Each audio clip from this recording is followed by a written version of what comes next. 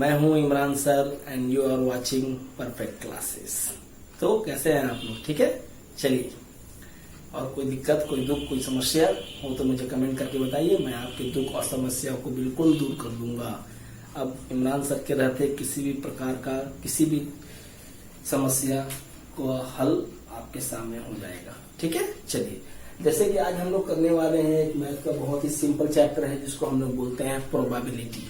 ठीक है, probability chapter बहुत ही इजी है और स्कोरिंग चैप्टर, इन सब चैप्टर को हम लोग मैथ में स्कोरिंग चैप्टर बोलते हैं। ठीक है, अगर आप इन सारे चैप्टर्स के क्वेश्चंस एग्जाम में छोड़ के आते हैं तो ये आपके लिए बहुत ही बड़ा हानि है।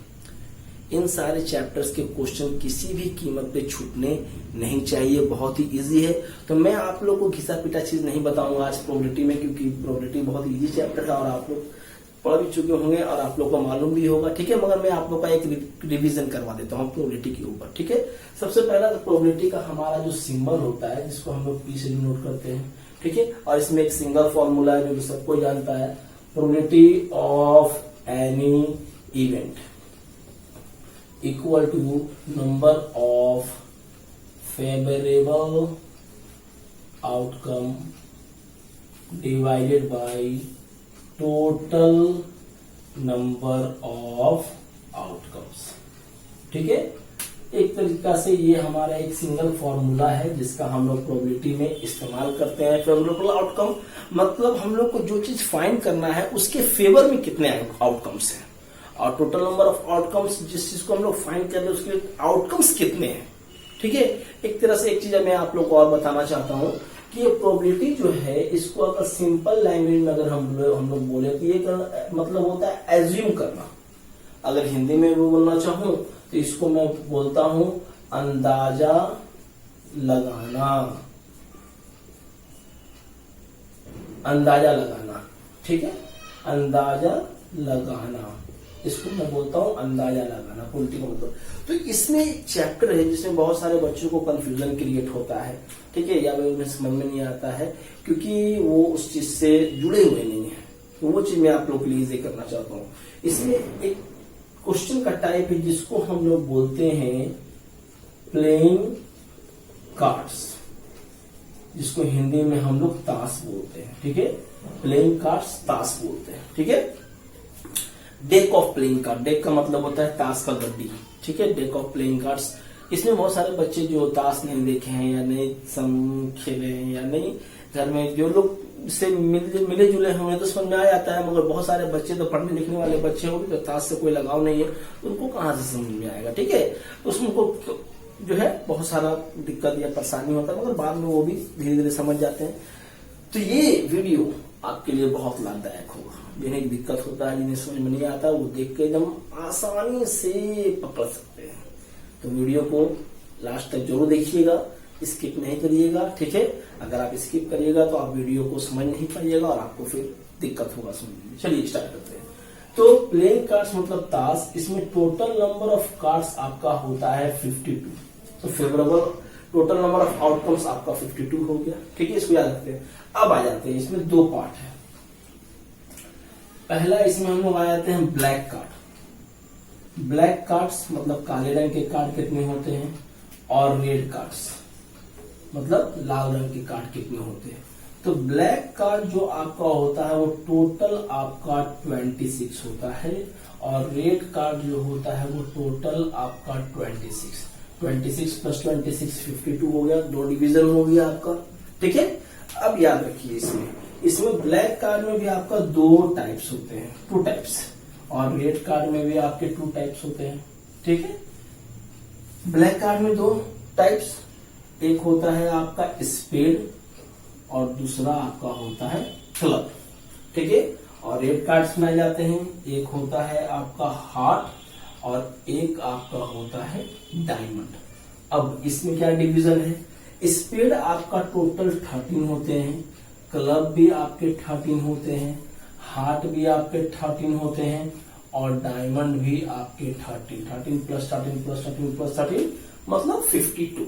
तो इस तरह से आपका 4 डिवीजन हो गया। ठीक है, चलिए ऐसे तो हम लोग आगे भी बताते हैं आपको।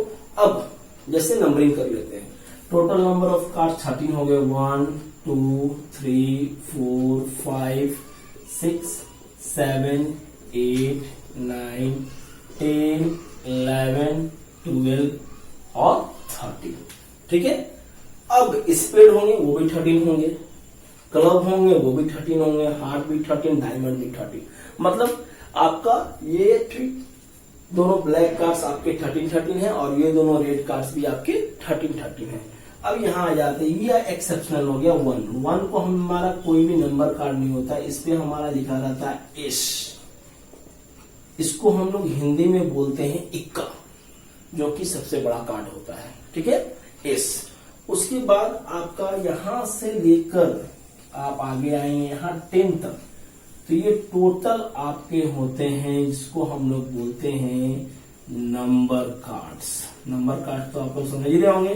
नंबर कार्ड्स का मतलब होता है कि उस कार्ड के ऊपर में नंबर लिखा हुआ होता है। ठीक है, 2 पे 2 लिखा रहता है, 3 पे 3 लिखा रहता है। ये तो मैं आपको इंग्लिश लैंग्वेज में बोल रहा हूँ। ऐसे हिंदी में अगर बोले तो इसको एस को हम लोग इक्का बोलते हैं, 2 को हम लोग दुग्गी बोलते हैं, 3 को हम लोग तिग्गी बोलते हैं, इस तरह से। ठीक है, चलिए अब उसके बाद यहां से आपका मेन काम 11 पे आपका नंबर नहीं रहेगा, इस पे जे रहेगा। जे का मतलब हो जाता है जैक। जैक को हम लोग हिंदी में गुलाम बोलते हैं। ठीक है, 12 पे भी आपका फेस कार्ड ये हो जाएगा क्यून, इसको हम लोग क्वीन बोलते हैं। क्वीन तो सबको जानता होगा, रानी बोलते हैं क्वीन का मतलब। उसके बाद आपका आता है के, इसको हम लोग बोलते हैं किंग। ठीक है, और ये जो आप देख लिए यहां से लेकर यहां तक, इसमें नंबर नहीं रहता है, नंबर नहीं रहता है, इसको हम लोग बोलते हैं फेस कार्ड्स। फेस कार्ड्स का मतलब ये हो गया कि इसमें कार्ड के ऊपर में फेस बना रहता है। गुलाम का फेस बना रहता है, क्वीन में रानी का फेस बना रहता है, किंग में राजा का फेस बना रहता है। तो ये सब आपका फेस कार्ड हो गया। अब सबसे मेन बात, अब जो आप स्पेड देख रहे हैं, स्पेड में 13 कार्ड से तो सारा आपको एक एक मिलेगा। ठीक है, क्लब में भी सारा एक एक मिलेगा, हार्ट में भी सारा एक एक होगा, और डायमंड में भी सारे में एक एक कार्ड होना चाहिए। ठीक है, इसलिए अगर मैं आपसे पूछूं कि S, total number of S कितना है, मतलब इक्का कितना है, तो यस 4। ठीक है, 4 एस है। एक एस स्पेड का होगा, एक एस क्लब का होगा, एक एस हार्ट का होगा और एक एस डायमंड का हो गया। तो इससे आप लोग क्या समझे, इससे आप लोग को ये समझ में आ गया होगा कि जितना भी कार्ड है वो कितना होगा, 4। एक स्पेड का होगा, एक क्लब का होगा, एक हार्ट का होगा, एक डायमंड का हो गया। तो टोटल आपका 13 कार्ड है, हर एक कार्ड आपका 4 होगा, तो 13 4 का कितना हो जाएगा, 52। और हमारे पास टोटल नंबर ऑफ कार्ड्स कितने हैं, 52 है। इस तरह से आपको याद करना है। अब मान लीजिए क्वेश्चन में अगर कह देता है कि find the probability of face card getting a face card, find the probability of getting a face card. तो अगर आपको फेस कार्ड निकालना है, probability of getting a face card, तो मैं आपको पहले से बता देता हूं। फेस कार्ड जैक 1 1 2 3, सिर्फ फेस कार्ड बोल रहा है आपको कोई टाइप नहीं बोला जा रहा है कि हमको इस टाइप का फेस कार्ड चाहिए, ओनली फेस कार्ड चाहिए आपको। तो जैक 4, क्वीन 4, किंग 4, तो टोटल कितना हो गया आपका 12 फेवरेबल आउटकम, और टोटल नंबर ऑफ आउटकम कितना है 52। ठीक है, अब इसको अगर आप सिंपल फॉर्म में करना चाहते हैं तो सिंपल फॉर्म में भी कर सकते हैं। सिंपल फॉर्म में मतलब आप देख रहे हैं ये हो जाएगा आपका 3 और ये हो जाएगा आपका 13, मतलब आपका हो जाएगा 13/3। 13/3 इस तरह से हम लोग क्या कर सकते हैं कि प्रोबेबिलिटी कैलकुलेट कर सकते हैं। अगर आपको अभी भी किसी भी प्रकार का डाउट होगा, कोई दुख होगा, कोई समस्या होगा, तो आप मुझे कमेंट बॉक्स में कमेंट करके बता सकते हैं। मैं आपको फिर से इस वीडियो का समाधान बता दूंगा। ठीक है, अगर आपको मेरा वीडियो अच्छा लगता है तो प्लीज सब्सक्राइब करें, शेयर करें और लाइक करें। ठीक है, बेल आइकन को प्रेस करें, क्योंकि मैं अपना वीडियो डालूंगा तो वो उसका नोटिफिकेशन आप तक पहुंच जाए। ठीक है, गुड बाय, थैंक यू।